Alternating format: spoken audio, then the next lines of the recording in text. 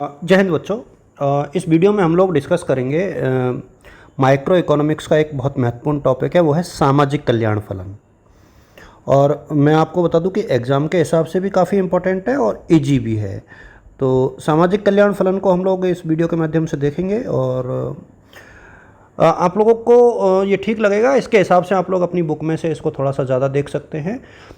Basically जो है क्या ये, मतलब सामाजिक कल्याण फलन है क्या और किस तरीके से ये सामाजिक कल्याण को शो करता है ये फलन, उसके ऊपर हम लोग डिस्कस करेंगे। और सामाजिक कल्याण फलन की जो अवधारणा है वो सैमुअलसन और बर्गरसन दो इकोनॉमिस्ट हैं, सैमुअलसन और वर्गसन। आप इन दोनों के नाम देख लेना।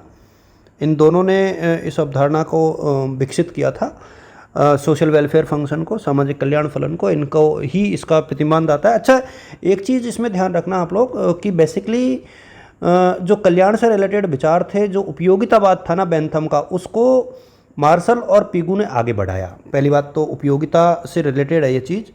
तो उपयोगितावाद और यानी यूटिलिज्म, और उसके बाद उपयोगितावाद को आगे बढ़ाने का काम किया था मार्शल, पिगू, और उसके बाद इसको और आगे बढ़ाया सैमुअलसन और बर्गसन ने। तो इस आधार पर आप लोग थोड़ा सा इसका इंट्रोडक्शन दे देना।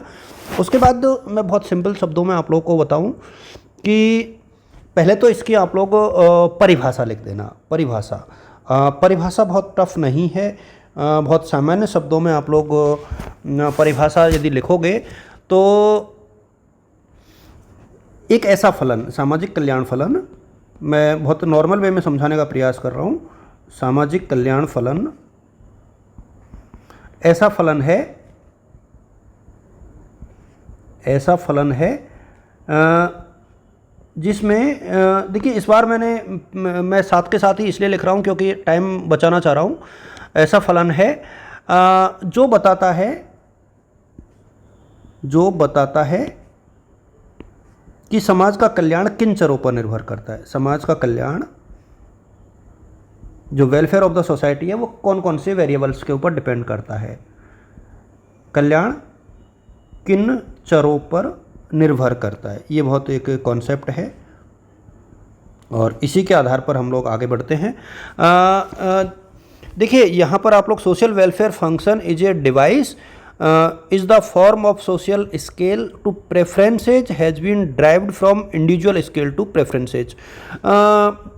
ये बेसिकली सैमुअलसन ने ये परिभाषा दी है। और मैं आपको बता दूं कि एक इक्वेशन है जहां हम लोग ये मान सकते हैं कि जो W होता है, यानी जो वेलफेयर फंक्शन होता है, बेसिकली वो निर्भर करता है आपका U1, U2, U3 और इसको आप लोग आगे ले जाइए UN। तो W यहाँ पर जो है वेलफेयर फंक्शन है। W को आप लोग वेलफेयर फंक्शन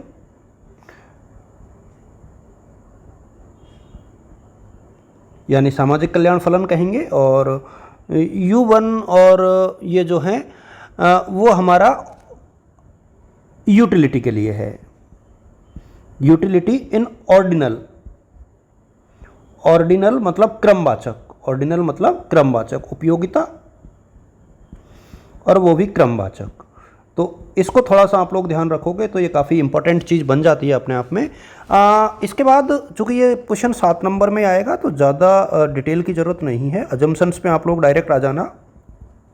और यदि हम लोग अजम्पशन की बात करें तो इसके जो प्रमुख अजम्पशंस हैं, एक तो पहली तो ये है कि बेस्ड ऑन क्रमवाचक अप्रोच। तो उपयोगिता का क्रमवाचक दृष्टिकोण है, उपयोगिता का क्रमवाचक दृष्टिकोण यानी ऑर्डिनल दृष्टिकोण पर आधारित है ये। इसको आप लोग ऐसे ही समझो। और इसके बाद यदि नेक्स्ट हम लोग चलेंगे तो व्यक्तियों के कल्याण पर निर्भर है। सामाजिक कल्याण जो है व्यक्तियों के कल्याण पर निर्भर है।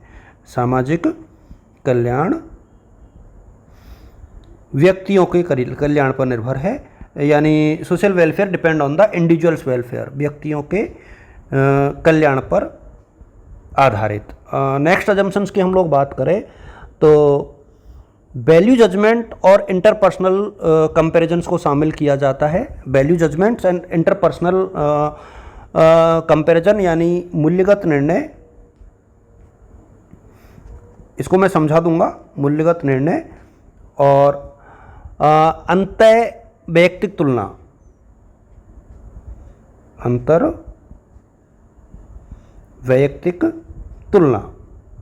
इसका मतलब ये हुआ कि यहाँ एक दूसरे के साथ कंपैरिजन होता है और वैल्यू जजमेंट यानी कोई चीज़ सही है या गलत इसका भी निर्णय इसके अंतर्गत किया जाता है। ये बहुत सिंपल सी बात है। और इसके अलावा इस विश्लेषण में जो है बाहरी बचतों और अबचतों दोनों को शामिल किया जाता है, यानी एक्सटर्नल इकोनॉमीज और डिसइकोनॉमीज, यानी बचतों एवं एक प्रकार से हानियों को शामिल किया जाता है, हानियों को शामिल किया जाता है। ये इसकी मान्यताएं हैं। ये चारों मान्यताओं को याद रखने में मेरे सामने ज़्यादा दिक्कत नहीं आनी चाहिए। ये देखिए बहुत बड़ा डिस्कशन नहीं है, मैं अभी भी कह रहा हूँ कि इसका आप इसी तरीके से विश्लेषण करोगे तो इजीली कंप्लीट हो जाएगा ये। और छोटा सा ही टॉपिक है, पूरा आप लोग देखिएगा। एक डायग्राम है इसका, इसको आप लोग याद कर लेना। डायग्राम भी बहुत आसान सा डायग्राम है। देखिए एक्स अक्ष वाई अक्ष और एक जो है उपयोगिता वक्र होता है इस प्रकार का, ये एक उपयोगिता वक्र है। ए जो है यूटिलिटी कर्व है, इसको आप लोग कुछ भी नाम दे सकते हो। ए और बी माना कि हम लोगों ने नाम दे दिया, this is the utility curve. ये ए की उपयोगिता है, ए सी यूटिलिटी यानी ए की उपयोगिता है और बी सी यूटिलिटी यानी बी की उपयोगिता है। ठीक है, इसको इसी तरीके से आप लोग मेंशन कर देना। इसके बाद हम लोग कुछ जो है वेलफेयर के फंक्शंस बनाएंगे। उसको आप लोग डायग्राम में कल्याण के जो विभिन्न स्तर है उनके एक प्रकार से इंडिफरेंस कर्व हम लोगों को बनाने हैं। तो ये इंडिफरेंस कर्व आप लोग इस तरीके से बना देना। एक इंडिफरेंस कर्व ऐसा बनाना जो इसके मिनिमम पॉइंट पर टच करते हुए आगे बढ़े और एक इसके ऊपर। तो ये जो है वेलफेयर फंक्शन है एक प्रकार से, जो W1 है, W2 है, W3 है और W4 है। These are the welfare function. और जो ई पॉइंट है ना, this is the maximum satisfaction और ब्लिस पॉइंट जिसको बोलते हैं, ब्लिस पॉइंट यानी अधिकतम कल्याण यहाँ पर होता है, ब्लिस पॉइंट इसको बोलते हैं। तो इसको आप लोग ब्लिस पॉइंट का ही नाम दे, कोई दिक्कत नहीं है। अब जब आप इसकी व्याख्या करोगे तो एक चीज़ तो ये है कि जो ऊपर की तरफ बढ़ता हुआ वेलफेयर फंक्शन है वो हमेशा अधिक संतुष्टि देगा, लेकिन वो तब तक ही देगा जब तक कि वो उदासीनता वक्र वाली जो रेखा है उसको टच कर रहा है, उसके ऊपर वाले पे वो नहीं जाएगा। तो इसका मतलब ई वाला पॉइंट जो है मैक्सिमम उसका है। और इसके बाद कुछ विशेषताएं हैं मान्यताओं के बाद, तो वो भी आप लोग देख लेना फीचर्स। और ध्यान रहे वेलफेयर फंक्शन का जो एक्सप्लेनेशन है ना उसको आप लोग बहुत नॉर्मल तरीके से कर देना। ओ एक्स अक्ष पर क्या है, ओ वाई पर क्या है। तो ओ एक्स अक्ष पर ए की उपयोगिता है, इस पर बी की उपयोगिता है ओ वाई पर, और ए बी जो है आपका उपयोगिता विश्लेषण है, और W1 2 3 आपके सामाजिक कल्याण वक्र हैं। तो इनको आप लोग इसी तरीके से देख लेना। मैं ज़्यादा इसलिए नहीं लिख पा रहा हूँ क्योंकि वीडियो को मैं बहुत बड़ा नहीं करना चाह रहा जो आपका टाइम ख़राब करे, उसी हिसाब से आप लोगों के साथ साझा कर रहा हूँ। और इसमें मैं आपको बताऊं कि इसकी विशेषताएं ज़रूर आप लोग याद कर लेना, फीचर्स थोड़ी सी। और 7 नंबर का है तो मेरे सामने इतना ही पर्याप्त है, ज़्यादा डिटेल की आवश्यकता होगी भी नहीं। नंबर 1, एक तो ये क्या है, व्यक्तियों के कल्याण पर निर्भर है। ये एक तो नोट कर लेना, व्यक्तियों के कल्याण पर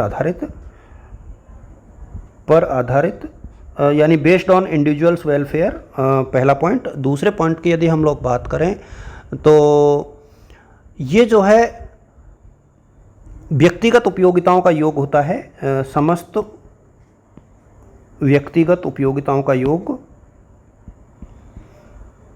सम ऑफ ऑल इंडिविजुअल यूटिलिटीज उपयोगिताओं का योग। इसको आप लोग उसी हिसाब से देख लेना। इसके अलावा आप लोग इसमें देख सकते हो कि क्रमवाचक दृष्टिकोण है, इसको आप लोग पहले भी हम लोग लिख चुके हैं, क्रमवाचक दृष्टिकोण है। इसके अलावा जो है यानी ऑर्डिनल अप्रोच है। इसके अलावा आप लोग इसमें ये लिख सकते हो कि ये वैल्यू जजमेंट यानी मूल्यगत निर्णयों पर आधारित है, मूल्यगत निर्णयों पर आधारित है। तो इस तरीके से कुछ एक चीज़ें हैं जो आप देख सकते हो। और इसके अलावा जो है अधिकतम सामाजिक जो कल्याण का बिंदु है उसे हम लोग सर्वोत्तम कल्याण बिंदु बोलते हैं या आशीर्वाद बिंदु बोलते हैं, सर्वोत्तम कल्याण का बिंदु। आई थिंक इतना पर्याप्त है। इसको ब्लिस पॉइंट भी कहा जाता है। और इतना यदि आप लोग करोगे तो मेरे सामने जो 7 नंबर का क्वेश्चन है वो पर्याप्त हो जाता है।